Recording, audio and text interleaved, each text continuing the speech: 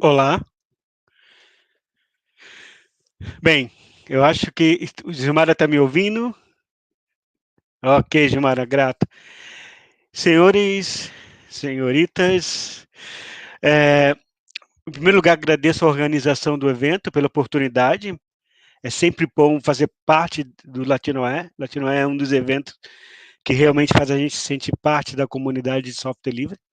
É, é um ambiente diferenciado, na minha opinião, né? Então é muito prazeroso estar aqui. Tá, eu vou começar a minha apresentação agora.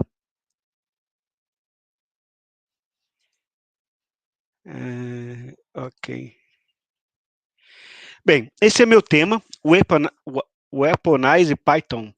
Na verdade, peguei essa palavra, foi até inspirada na QChains lá, aquela parte onde início de um processo de invasão, onde a preocupação é escolher as melhores ferramentas ou definir os tipos de ferramentas mais interessantes que pretende se usar durante um processo intrusivo, né? E também pelo significado da palavra, porque é você pegar algo e tornar isso uma arma, né?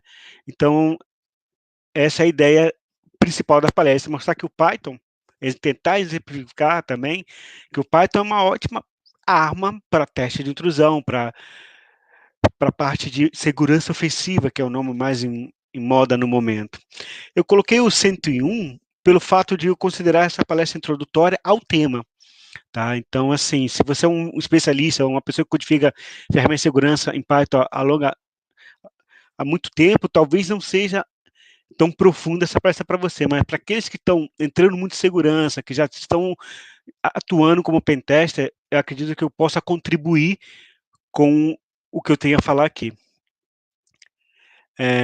Um resumo rápido, né? Essa palestra está disponível. Eu trabalho com segurança há alguns anos, por mais de 20 anos. Sou um ativista de software livre também. Estou sempre envolvido, hora ou outra, em algum evento de segurança, né? Gosto desse tipo de evento. Acho que é muito válido compartilhar, é, compartilhar conhecimento, tá? E sou um estudante profissional, posso dizer assim, atuo na área acadêmica, ministro aulas, ministro cursos, mas atualmente eu estou focado numa empresa responsável por pagamentos, uma empresa global, atuando em projetos globais de segurança. Quando falo global, eu realmente estou falando de África, Ásia, Europa e Américas e Oceania. Tá? Qual é a agenda, brevemente? A agenda é fazer uma introdução sobre segurança ofensiva, defender a ideia de que o Python é uma opção interessante. Quando eu falo opção, não é demérito, opção é porque existem outras ótimas linguagens, né, mas o Python, nesse momento, se mostra uma das melhores opções para segurança ofensiva. No final, quero fazer demonstrações. Né? Eu sei que fazer demonstração em palestra sempre é um risco, mas é um risco que eu quero correr, porque acredito que eu possa agregar ainda mais com a demonstração. Tá? Mas por que segurança ofensiva, teste de intrusão, pentest? Por que a gente precisa se preocupar com isso? Né? Primeiro ponto é que a gente sabe que segurança 100% não existe. Né? Por mais que a gente atue em segurança, usando um jargão, uma expressão comum e até muito conhecida, né? O elo mais fraco é o suficiente para desmantelar todo o teu aparato de segurança. Né? Então, segurança 100% não existe, é uma utopia, mas se não existe segurança 100%, o que existe? É interessante imaginar que a gente tem que trabalhar com alguns tipos de desafios. Eu tentei ilustrar de uma maneira quase lúdica. O verde seria a implementação de segurança que eu gostaria de ter. O azul seria a flexibilidade do usuário, né? O negócio em si pode ser representado pelo azul. E o vermelho é sempre o risco que me acompanha. Somado a isso, eu ainda tenho aquilo que eu sei que pode acontecer, que é o amarelo, é algo que é conhecido, é um risco que eu posso estar assumindo, e existe ainda aquilo que eu posso não ter conhecimento naquele momento. Um exemplo prático aí do desconhecido.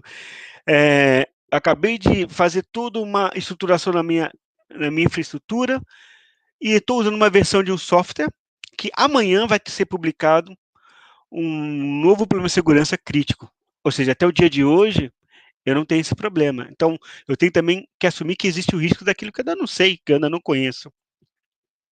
Né? E aí, como é que eu lido com tudo isso? A tarefa não é simples, fazer segurança é muito mais difícil do que atacar, né? Então os atacantes estão na vantagem já no início, né? Mas se você conseguir, e você tem que fazer dessa forma, mesclar nesse contexto metodologias, ou seja, ser capaz de avaliar a segurança como parte do negócio, usar as melhores práticas, avaliar riscos, vulnerabilidades. Obviamente vai precisar de ferramentas, vai ter que definir políticas, né? E, na minha opinião, onde eu defendo muito, a capacitação das pessoas também é uma ferramenta para ajudar a combater a segurança. Um exemplo clássico disso, que fortalece a minha afirmação, é que hoje um dos principais vetores, ou seja, um dos principais meios de ataque é o phishing. Né? E o phishing é um ataque de rede social que explora a fraqueza humana, curiosidades, né? A falta de atenção. Então, se você não faz uma campanha de phishing na sua empresa, você está abrindo possibilidade de você ser vítima de um phishing. Né? E tudo isso tem que estar alinhado ao negócio. Se você não se protege o negócio, quando eu falo negócio, estou pensando em empresa corporativa, mas ainda assim se aplica a qualquer tipo de instituição. Né?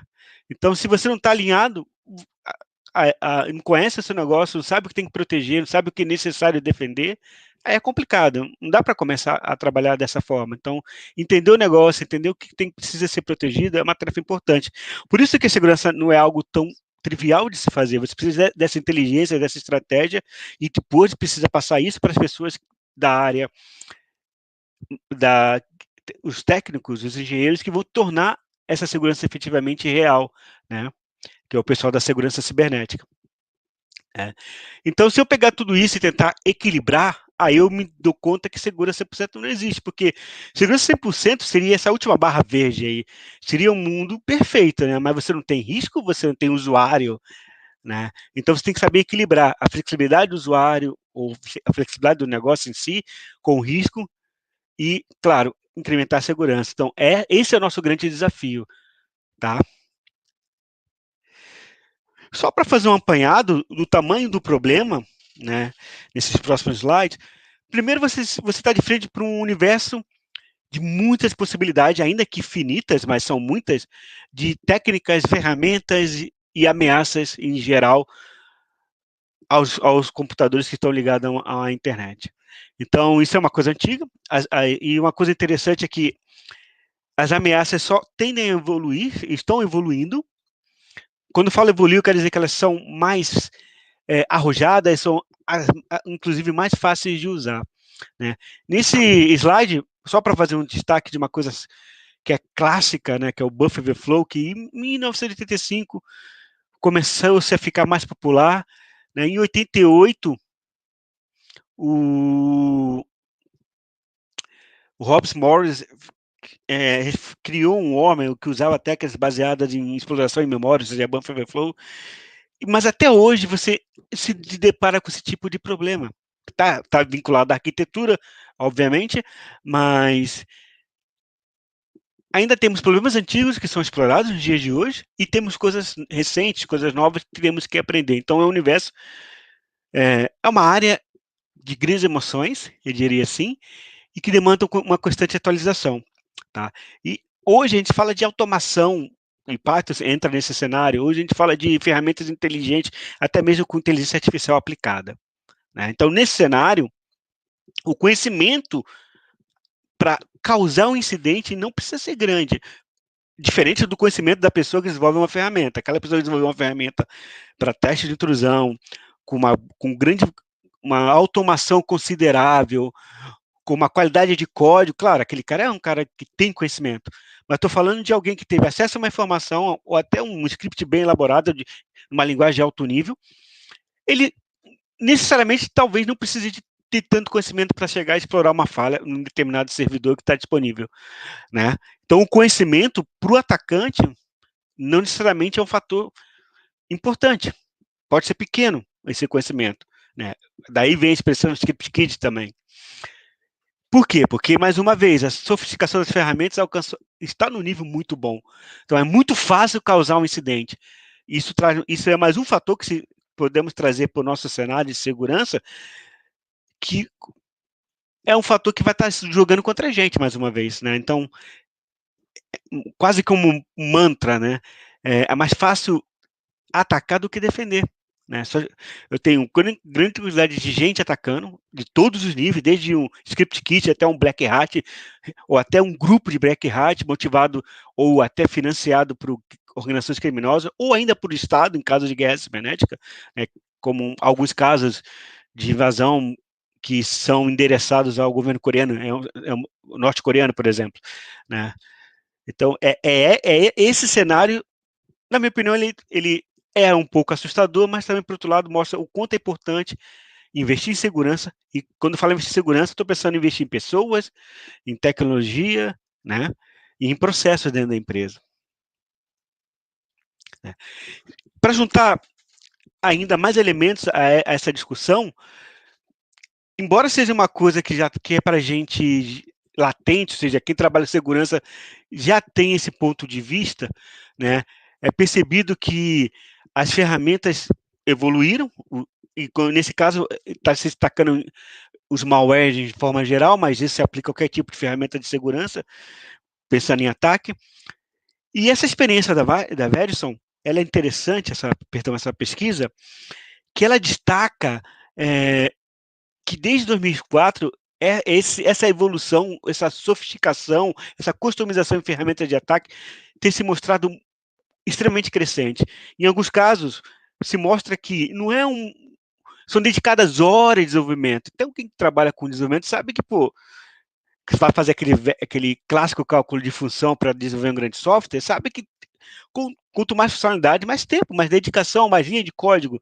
Isso custa dinheiro também. Então, lendo essa pesquisa da Veriston, eles destacam que é percebido que a evolução mostra que existe gente incentivando, gente patrocinando o desenvolvimento de ferramentas, em alguns casos, estados para guerra cibernética ou grupos criminosos, porque a quantidade de linhas de código, a sofisticação demonstra que não é só uma coisa de grupos isolados de crackers nos finais de semana. Outro fator que também eu achei interessante trazer para essa discussão é que a gente sabe que a segurança não é algo estático, é dinâmico, né? Mas é legal quando a gente pega uma pesquisa que só nos ajuda a reforçar nosso ponto de vista, que é o caso aqui. Esse gráfico tenta ilustrar que toda a ferramenta de segurança tem uma eficácia, só que essa eficácia tem tempo de validade. Então, tem essa rampa de distribuição e, em dado ponto, essa rampa começa a ficar descendente, que é o ponto onde, mais uma vez, os caras maus, vou usar a terminologia bad guys, né, em inglês, caras maus, eles começam a descobrir ou melhorar suas ferramentas para desviar dos novos controles de segurança, para novamente ter alguma vantagem. Né? Você implementa uma segurança para defender algum tipo de ataque, aquele invasor, aquele grupo vai tentar criar ferramentas que consigam contornar a segurança que você implementou. Então, essa pesquisa da McAfee, de 2017, ela destaca esse ponto, né, que existe essa curva e você tem que voltar a fazer inovação, melhorar ou até implementar novos recursos para trazer novamente a tua segurança para um ponto que seja positivo para você. Então, esse gráfico nos remete a essa questão. É dinâmico, precisamos ter essa necessidade de estar incrementando, melhorando, revisando controles, revisando tecnologia, testando novas tecnologias, mantendo nosso conhecimento atualizado sobre novas ameaças.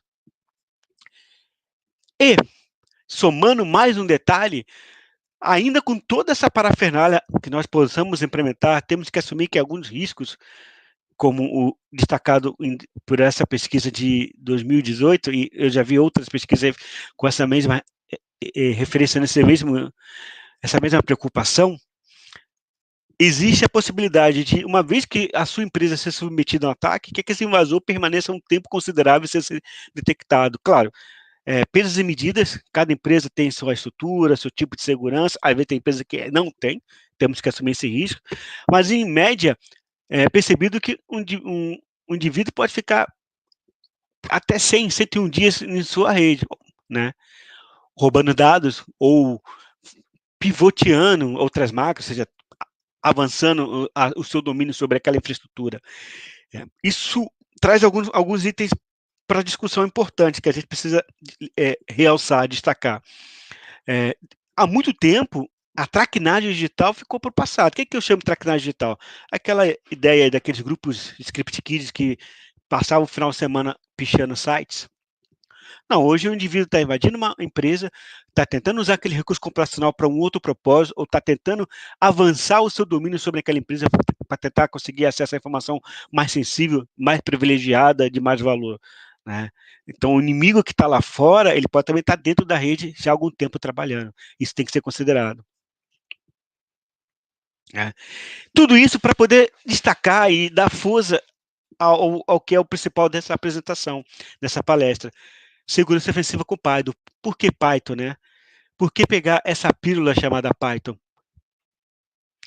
Primeiro, quando falo segurança ofensiva, eu gosto muito desse texto, porque esse texto é que me ajuda a defender, até para eu mesmo, essa ideia, que eu acredito que quando você utiliza o teste de intrusão, a segurança ofensiva como ferramenta, você consegue agregar valor. Eu entendo que fazer teste de intrusão por fazer não tem sentido algum. Teste de intrusão só é interessante quando ele está dentro de um processo maior de segurança de informação, quando esse processo pode sustentar ações futuras, avaliação de risco, por exemplo, né? Melhorias para você buscar uma resiliência cibernética. Então, esse texto do Sun Tzu me remete a isso, né? Quanto mais você conhece a si e ao inimigo, melhor vai ser para você. Se você não conhece a sua infraestrutura, se você não conhece as ameaças, você vai estar sempre exposto, você vai perder todas as batalhas, né? Isso vem da arte da guerra, do general chinês Sun Tzu, né? Então, testar você mesmo a segurança é uma opção que deve ser considerada. Melhor você testar do que um estranho, né? Fazendo analogia lá na nossa independência, né? Antes tu do que um forasteiro, né? Que foi o que foi dito a Dom Pedro I, né? Então, não esqueça aqui, antes você do que o invasor. Venha testar essa segurança. Aí eu gosto desse cartuzinho do Laerte que me remete a isso, né? Então, existe uma segurança, vamos testar, vamos ver até onde ela realmente provê segurança, até onde você consegue ter valor com aquela segurança efetivamente. Teste você. Tá? Opa, deixa eu... E o que se espera de um teste de segurança? Entre tantas coisas, espera que você seja capaz de avaliar, identificar informações gerais que possam estar disponíveis e não deveriam estar, como versões de serviço, sistemas operacionais, identificar vulnerabilidades em serviços de rede, identificar a possibilidade de ataque de força bruta, identificar a possibilidade de alguém conseguir informações sensíveis, como contas, compartilhamentos, IDs, né, ou, sei lá, senhas que alguém deixou no arquivo TXT, num diretório qualquer, que está publicado via compartilhamento ou via uma aplicação web, falhas em aplicação, falhas que permitam a injeção de código ou comandos arbitrários, possibilidade de negação de serviço, possibilidade de acesso remoto. Importante é que um teste de segurança seja capaz de avaliar o grau de risco de cada vulnerabilidade e passar isso para a empresa, né? A empresa pode usar esse recurso via a uma consultoria externa ou manter uma equipe específica para isso, um Red Team, que seria a tecnologia seja interessante nesse contexto, né? Um time vermelho, traduzindo para o português prático, né? Que são as pessoas que ficam testando essa segurança, né? Vincular essa segurança a registros de segurança como BID, OSVDB, CVE, para poder você ser capaz de ir lá nessas fontes e encontrar mais detalhes sobre aquela vulnerabilidade para poder aplicar a correção de forma coerente, né, e de forma realmente funcional.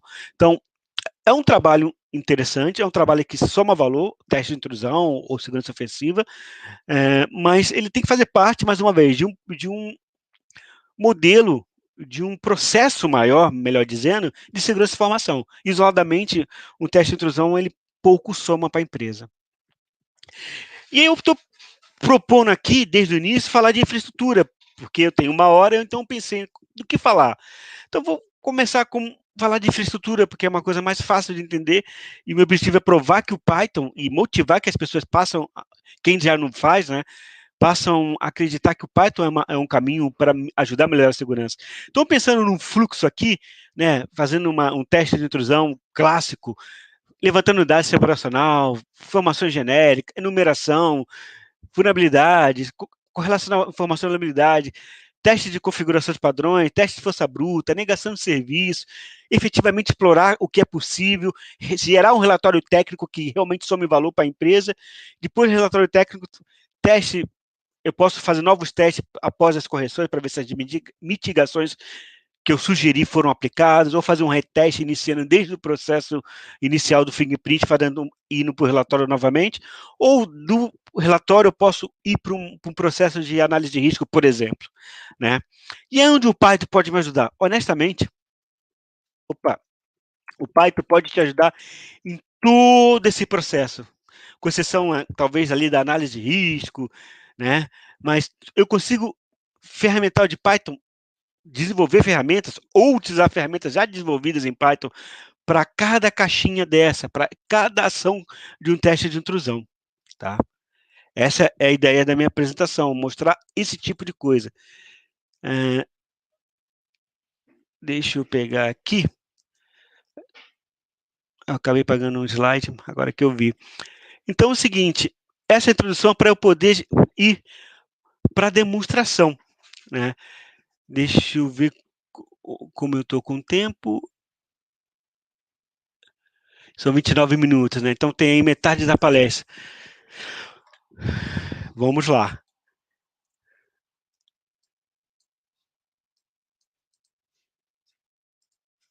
Deixa eu sair aqui da tela cheia. Beleza. Aqui eu deixei já uma máquina virtual, né, para tentar ser prático, né? Então, assim, o Python, primeira coisa que tem que levar em consideração, que o Python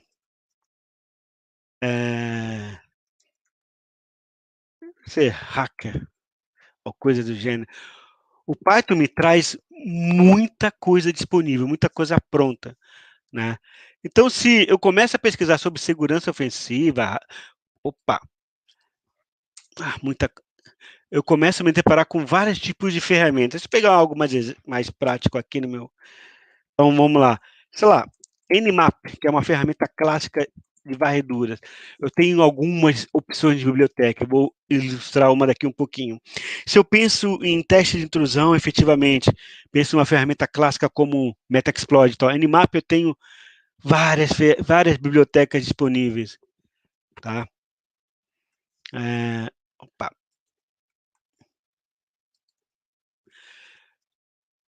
Vamos pensar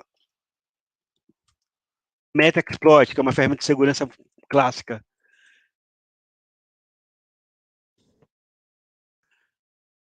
Fiz uma pesquisa sobre Metaxploit, só para ilustrar algumas bibliotecas disponíveis, algumas estão, a maioria está instalada na minha máquina, demonstração. Então, isso é um ponto importante. O Python, ele hoje é uma linguagem de programação de alto nível, que tem um conjunto de bibliotecas, ou módulos, como queira chamar, muito grande, destinado à segurança ofensiva. Então, esse é um ponto que já me motiva a ir para o Python. Obviamente, nada me impediria de estar pensando em outra linguagem como Ruby, como o próprio Go, ou C, Rust, qualquer outra linguagem. Não é questão de. Não estou aqui pensando de forma purista, querendo defender uma linguagem de programação, não. Estou querendo passar a informação de que quando eu penso em Python, eu estou pensando na praticidade do que já está pronto. Né? Obviamente, eu posso encontrar similar praticidade, de repente, em Perl. Legal. Né? Mas, pensando em segurança ofensiva e coisas atuais, Python mostra-se interessante por isso, por ter um número grande de bibliotecas, né? Eu vou pegar um exemplo de um ataque, eu tenho alguns exemplos aqui, eu vou falar de Footprint, né, que foi um dos quadrinhos que apareceu na minha apresentação. O Footprint, é, ele acaba sendo uma coisa interessante, porque é uma forma de você coletar dados, deixa eu ver se estou no diretório certo, coletar dados sobre um alvo que você está fazendo um teste de intrusão, de repente um teste de intrusão black box, que é aquela ideia de você não ter nenhuma informação sobre o alvo, né? Então, de repente, você quer fazer um teste muito específico e você precisa coletar dados desse teste, porque desse domínio, porque o que você recebeu foi apenas o IP. Ó. Eu tenho esse IP para testar, ou recebi esse domínio, não sei mais nada. Eu vou partir de um teste com um mínimo de informação, ok? Então, deixa eu pegar algum exemplo interessante aqui.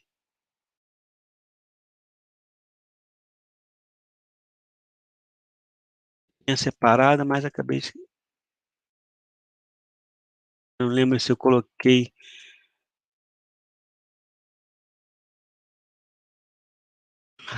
Deixa, eu vou usar o que está aqui em Footprint mesmo. Vamos lá.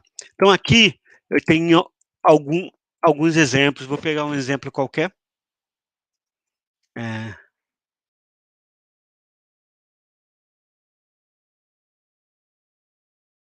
DNS underline tipo A. E pensando em consulta básica, né? É, eu tenho aqui um exemplo da biblioteca DNS Resolver. Então, tipo A seria aquela consulta de host, -t-a, www, latino.org. Então, ele me retorna o endereço da máquina da www. Ah, Sandra, mas é nada de muito especial aí. Não, realmente. Quando você DNS ou footprint, estou falando de coisas básicas, tá? Então, eu estou falando de você fazer um teste para identificar coisas básicas. Eu aqui, nesse meu primeiro exemplo, eu quero só... Eu estou usando um domínio chamado megacorpone.com, que é um domínio desses domínios que são criados justamente para testes, né? Esse é um do pessoal da certificação Offensive Security. E aqui eu estou querendo descobrir se existe uma máquina www, se existe uma máquina W1, ou alguma máquina com nome VPN, ou alguma máquina com nome firewall. E o que eu estou fazendo? Aquele comando host fez a consulta. Eu poderia fazer um script shell, mais uma opção, mas aqui eu estou pensando em usar Python. Por que eu não usaria shell e usaria Python? Minha opinião, Shell Script dá para fazer chover, como qualquer outra linguagem, depende da sua imaginação, mas tem uma vantagem quando você usa uma linguagem como Python.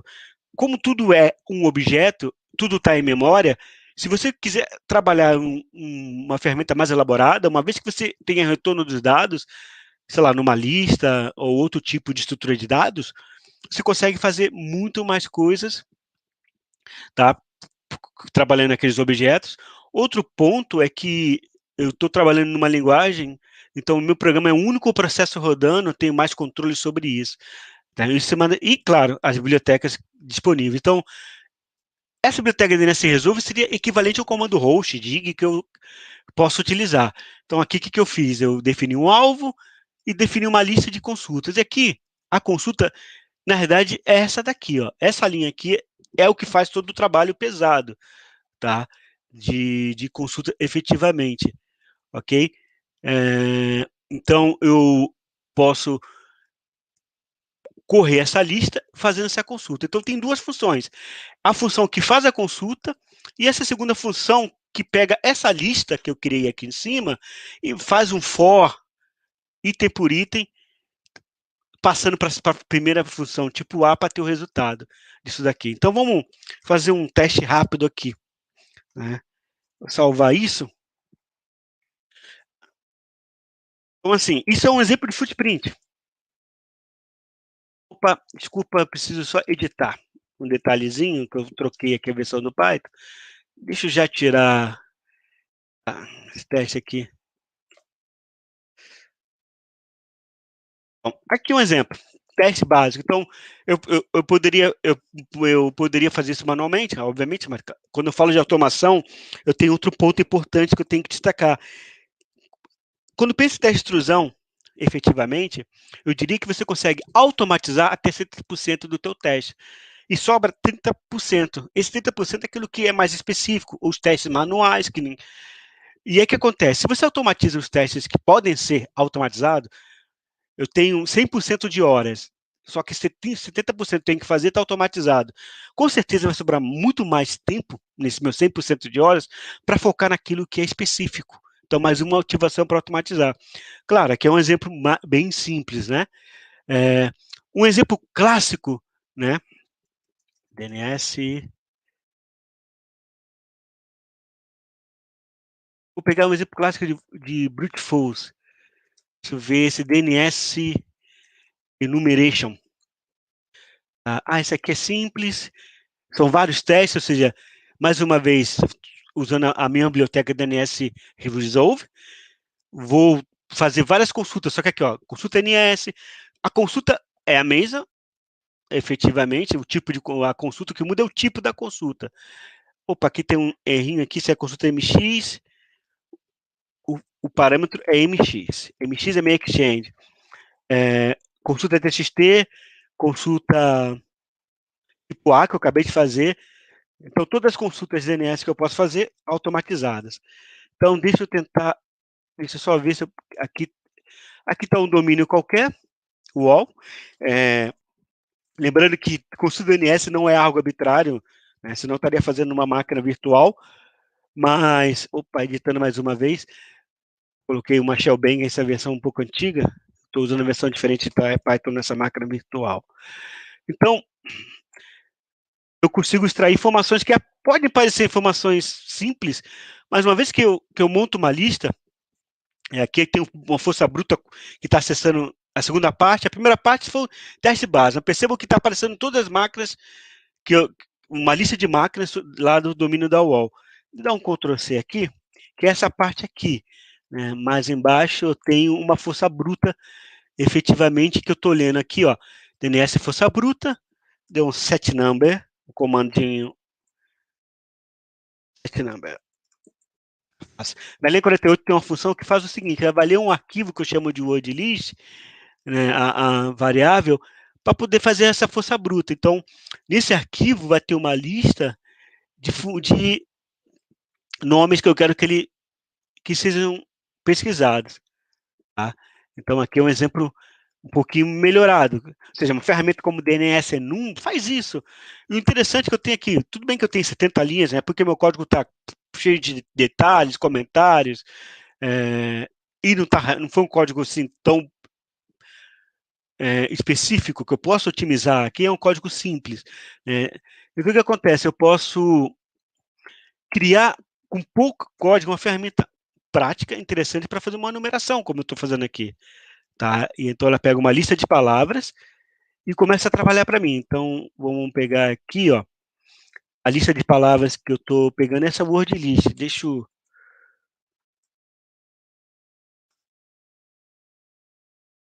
é uma lista de palavras de nomes qualquer. Né? É um outro exemplo de ataque comum na hora de fazer o seu footprint.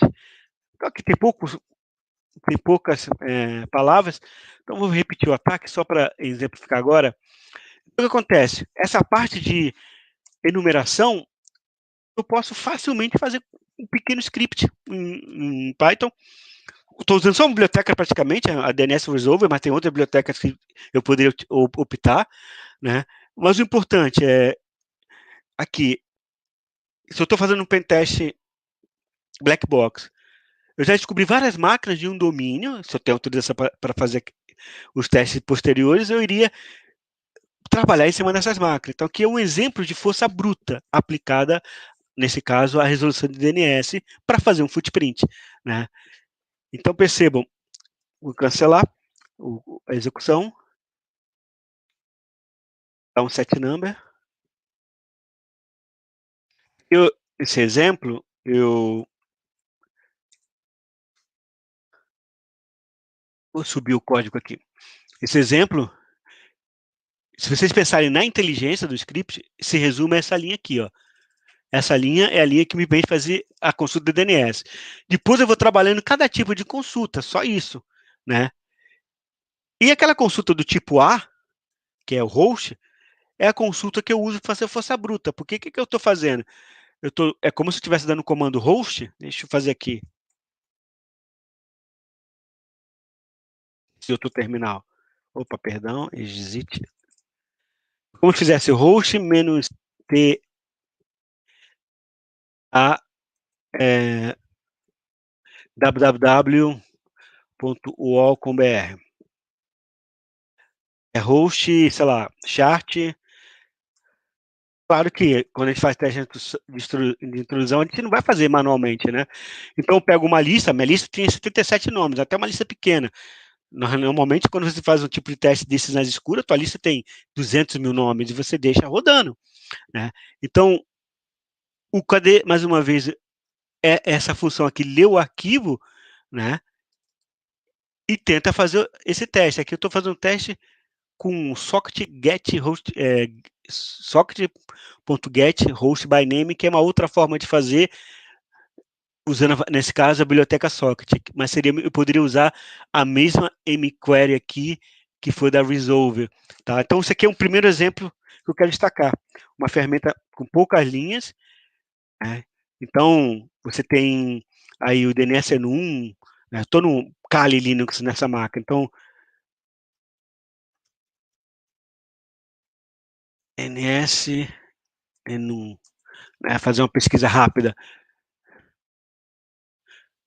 DNS Enum é uma ferramenta que poderia estar usando para esse mesmo propósito, tá? Mas quando eu falo dos meus scripts, embora eu tenha executado essa ação de forma isolada, você pode chegar no nível de automação que você vai juntar todos esses pequenos scripts num grande script para realizar o trabalho inteiro. Não é meu propósito aqui chega nesse nível de automação, mas eu estou querendo dar pequenos exemplos. Então, isso é um exemplo de teste usando a biblioteca DNS Resolve e a DNS Socket, nesse último exemplo. Tá? Avançando aqui. Deixa eu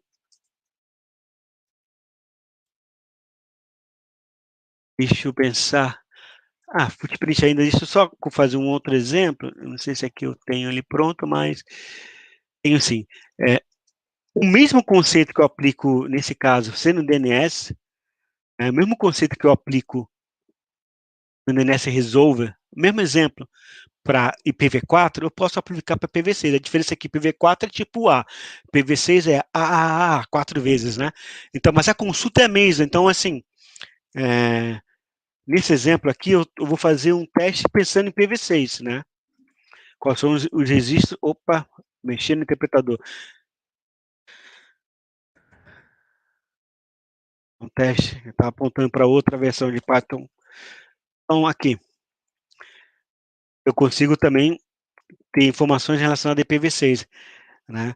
Então, é um teste simples, é uma coisa batida, Footprint DNS, só que se você começa a desenvolver a sua própria tecnologia, seus próprios scripts, você consegue automatizar os seus testes no nível que isso se torna muito interessante, ganha tempo. Continuando, né? Vamos pensar em uma outra situação clássica de teste de segurança. Pegar exemplos básicos aqui, tá? Trabalhar com varredura de portas. Identificar portas abertas é um item importante do DNS. Então, perdão, do teste de intrusão. O que acontece? Você pode usar uma ferramenta como a Nmap. A Nmap é uma ferramenta poderosa. Você pode usar o Nmap via Python, que torna ainda mais poderoso os seus exemplos, né? Mas eu vou dar um exemplo mais simples ainda antes de chegar no Nmap. Imagina aqui um port scan básico usando a biblioteca de conexão de rede, o socket. O que é um port scanner? De maneira pragmática, eu posso dizer que um port scanner é um falso cliente, alguém que se finge ser cliente para poder descobrir se aquele serviço está disponível ou não. Aqui, o que eu estou fazendo? Essas duas linhas que estão até destacadas, separadas, são as duas linhas que eu chamaria de engenharia do meu script. Por quê? Nessa primeira linha, eu faço a conexão numa porta, um TCP, eu preparo uma conexão. Nessa segunda linha, eu realmente executo essa conexão informando o IP e a porta, tá? E aí eu posso testar se funcionou. Uma vez que eu guardei, eu usei o método connectX, mas eu estou guardando o resultado nesse objeto, ou nessa variável chamada status. Se retornar zero, significa que funcionou. Então, eu sei que a porta está aberta. Então, é um teste bem simples. Deixa eu ver. Eu preciso passar um argumento. Ó. Target está recebendo um argumento de linha de comando, né? Variável socket para poder usar o socket. E variável, perdão, biblioteca socket para usar recurso de socket. E biblioteca sys só para poder pegar um parâmetro pela linha de comando. Tá? E esse if aqui é que teste, me retorna se está aberto ou fechado. Eu preciso passar o IP. Deixa eu só ver se a máquina tem uma. Como é uma varredura, eu vou ser mais educado. Eu não vou consultar um domínio público, vou usar uma máquina virtual como alvo, ainda que uma varredura pode ser não considerada algo intrusivo, mas ela é algo agressivo. Então, essa é uma máquina que eu tenho de teste, vou usar ela como alvo no meu primeiro teste. Opa, acabei executando de forma errada. Deixa eu repetir aqui. Zero é um exemplo bem simples, é só para testar, né? Porta aberta, porta 22 aberta. Esse foi o resultado. Por quê? Só faz isso, né? Então, como retornou o status zero, eu vi que a porta está aberta. Então, mas percebam, eu já tenho um port scanner, eu só preciso usar ele em múltiplas portas, mas a lógica, a engenharia necessária para o port scanner está pronta aqui. Vou pegar um exemplo um pouquinho melhor, né? Eu fui aumentando o grau de qualidade do port scanner em cada exemplo. Fiz 4 exemplos aqui, deixa eu ir melhorando só para discutir. Então, no primeiro exemplo, é só testar se a porta está aberta. Agora eu vou testar se a porta está aberta. Se não, eu vou informar que a porta está fechada. Né? E eu estou testando essa porta aqui, ó, 203. Mas é o mesmo código. Né? Vamos lá. Mesmo código. Então, só que eu vou para um aqui e vou executar. Ah, a porta está fechada. Tá? Então, vamos melhorar um pouquinho mais esse exemplo. Vou pegar o scan 2. No scan 2, eu já quero trabalhar várias portas. Então, vou usar um ranger dentro de um for, mas percebam, a varredura continua sendo as mesmas duas linhas. Então, essa facilidade de construir uma conexão em rede, por exemplo, em Python, nos permite a ter pouca preocupação, né? Que a linguagem tem um alto nível, pouca preocupação, uma vez, com uma coisa que não é trivial em outras linguagens, como uma conexão em rede, para a gente pensar nas funcionalidades do script. Ainda que meu script seja um exemplo bem simples, né, mais didático que outra coisa. Então, vou tentar agora usar a versão 2. A versão 2 vai olhar uma range de porta. Tá? E aí, rapidinho, fiz uma varredura em várias portas. Né? Eu destaquei as que estão abertas e fechadas, diferenciando. Né? Só para dar mais um exemplo apenas para a gente estimular a imaginação, vou pegar o exemplo 3 aqui. O que tem de especial? Eu monto uma range de 20 a 50, só que eu faço uma randomização, que é um conceito clássico, o Nmap, que é um port scanner, faz isso por padrão. Então, na hora de eu rodar esse script, versão 3 aqui, percebam que as portas não estão em ordem, né? Que é uma técnica para evitar detecção. Apesar que do jeito que eu estou fazendo, facilmente o IDS ia detectar. Mas não é nem esse o propósito. O propósito é mostrar que, com pouco código, eu vou melhorando as funcionalidades de um script de port scanner. Né? Ah, Sandro, mas se eu quiser fazer um bom script port scanner, vai demorar, né? Relativo, depende do conhecimento que você tem sobre conexão de rede, sobre o uso da biblioteca socket. Mas deixa eu dar um exemplo de algo que é interessante, pensando em varredura ainda. O tempo, é, o ritmo de demonstração que ela come o tempo da palestra, mas beleza. Eu não vou usar esses exemplos aqui, eu vou usar outro exemplo. Deixa eu só vir aqui.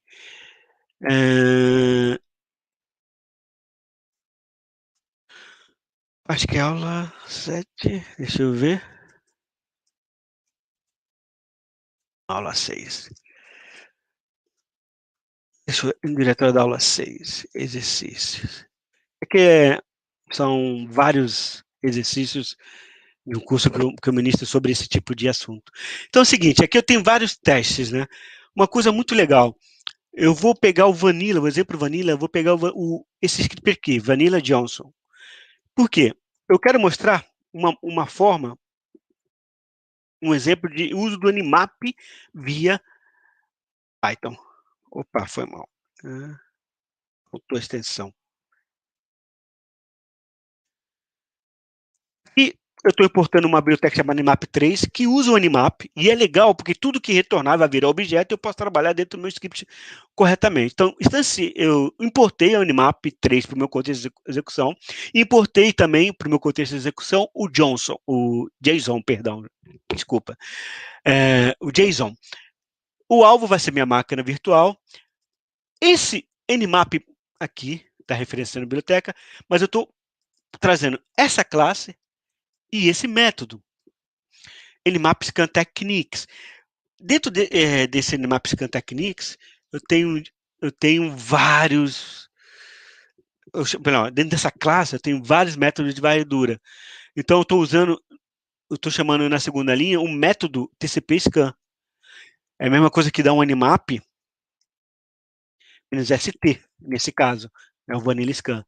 Só que antes de eu executar, eu vou executar essa varredura e vou trazer isso para dentro de outro projeto, mas fazendo tratamento do JSON, né?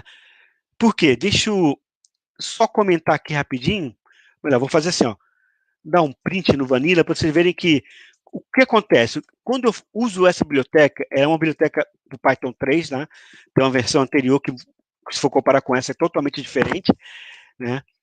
Mas quando eu uso essa biblioteca, eu tenho que acostumar que ela veio trabalhando de uma forma diferente da versão anterior, né? Ela me gera grandes dicionários.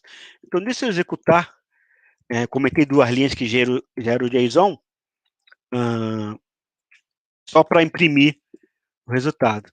Isso aqui é um grande dicionário, difícil para a gente humanamente interpretar isso logo de primeira, né? Só com o olho, mas isso aqui é um grande dicionário que é o resultado da varredura. O que eu faço, no meu caso aqui?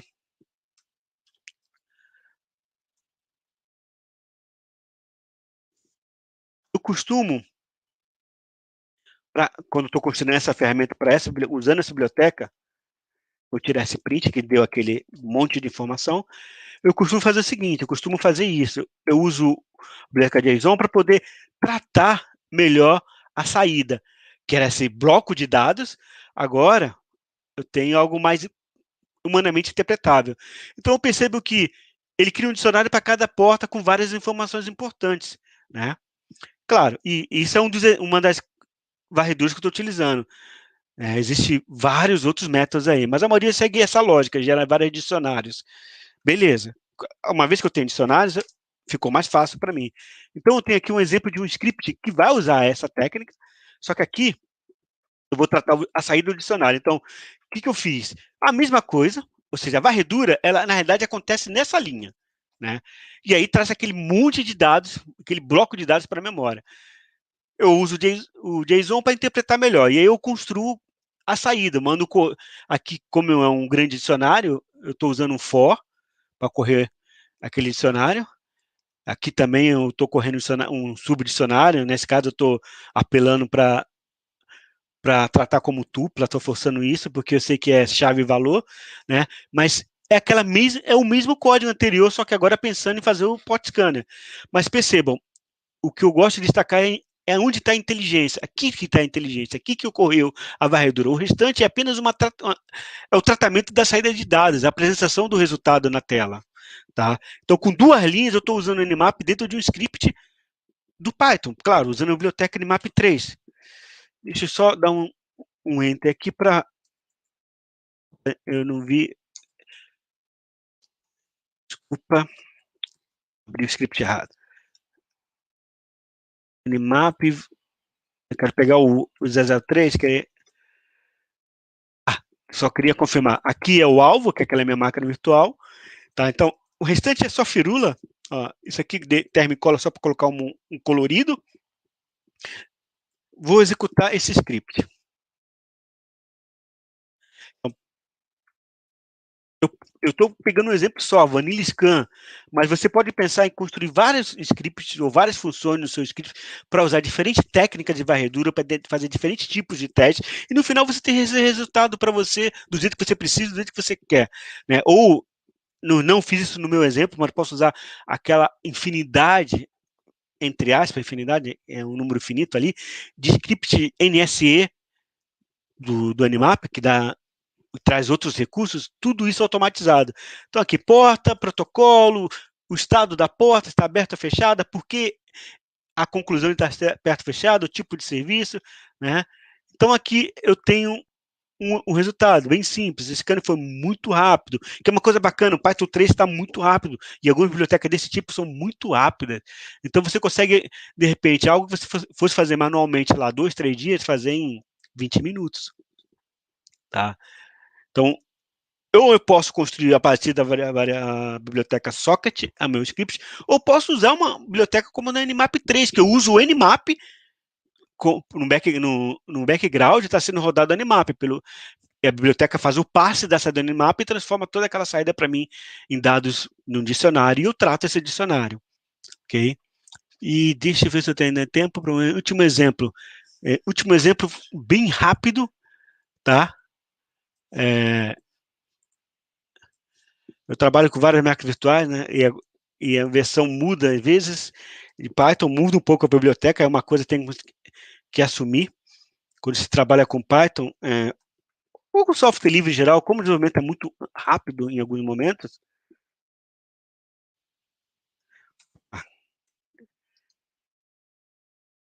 Deixa eu logar na máquina.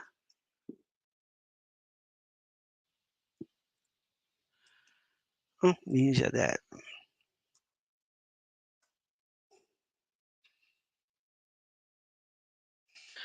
Não sei o que estava acontecendo, mas vamos lá. Eu quero dar o último exemplo, que é baseado no Metaxploit, que é uma outra ferramenta clássica de segurança. Né? Então, para fechar, eu tenho aqui esse script, MSF RPC, vou usar o V2, nada de muito especial, mas eu quero rodar um serviço chamado Nmap RPCD. O Nmap RPCD é o que vai me permitir fazer uma conexão ao Metaxploit. Tá? Eu preciso desse serviço rodando para o meu script. Então, eu vou fazer o seguinte, eu vou rodar esse script aqui, que roda o comando que carrega para mim esse serviço. Tá?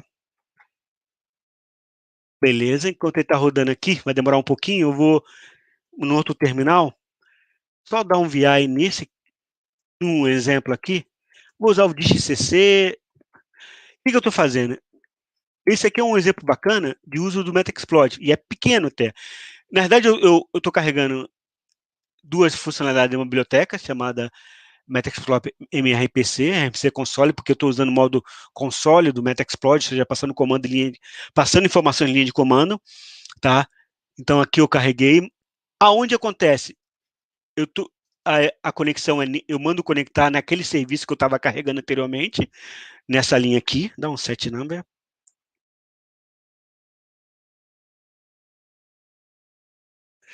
E depois lá no finalzinho tem uma função que vai fazer o quê?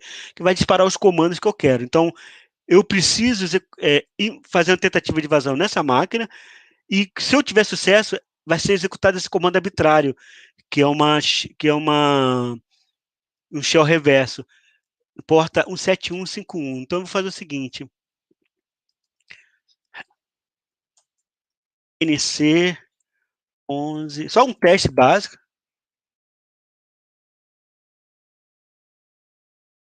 L-P 17151. Vou dar um enter agora, não tem nada aqui, porque não veio a shell reversa ainda. Né? Vou deixar o netcat rodando. A shell reversa, se eu tiver sucesso, vai ser executada lá pelo Metaxploit quando ele invadir a máquina, tá? Então, eu quero automatizar isso. E eu já considero o Metaexploit uma ferramenta automatizada. Carregou localhost nessa porta. Então, em teoria, se eu mandar conectar esse script localhost naquela porta, a porta padrão, vai funcionar. Então, vou tentar rodar o script.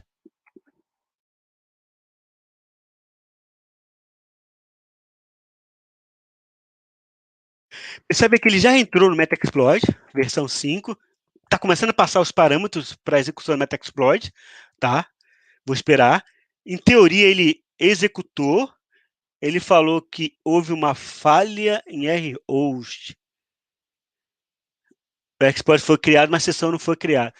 Deixa eu dar um if config aqui. Demonstração é demonstração, né? E, perdão.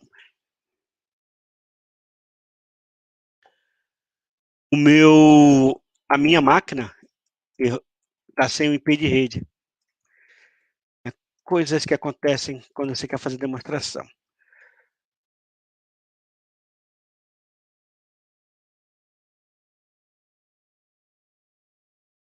Deixa eu ver agora se eu tenho IP de rede. Agora tem um IP. Vou tentar mais uma vez dar o script. Novamente entrou no Metaexploit. Veio o banner do Metaexploit. Está demorando um pouquinho. Passou a informação que está executando a shell reversa.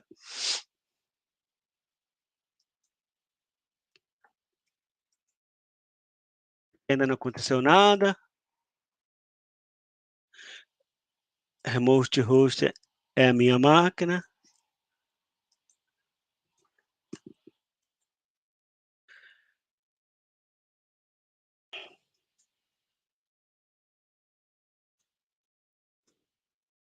Devia ter feito isso, mas vamos ver.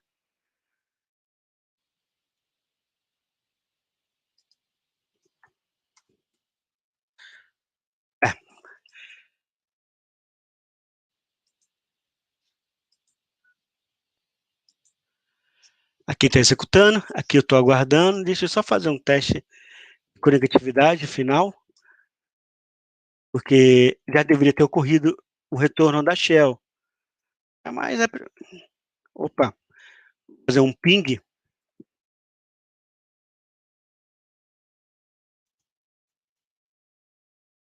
Em teoria, eu estou falando com a máquina.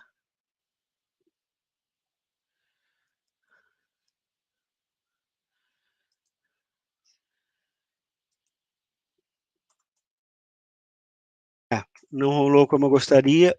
Último teste, eu sei que meu tempo está estourando, mas se não rolar, fica para uma outra situação. Rodei o script mais uma vez.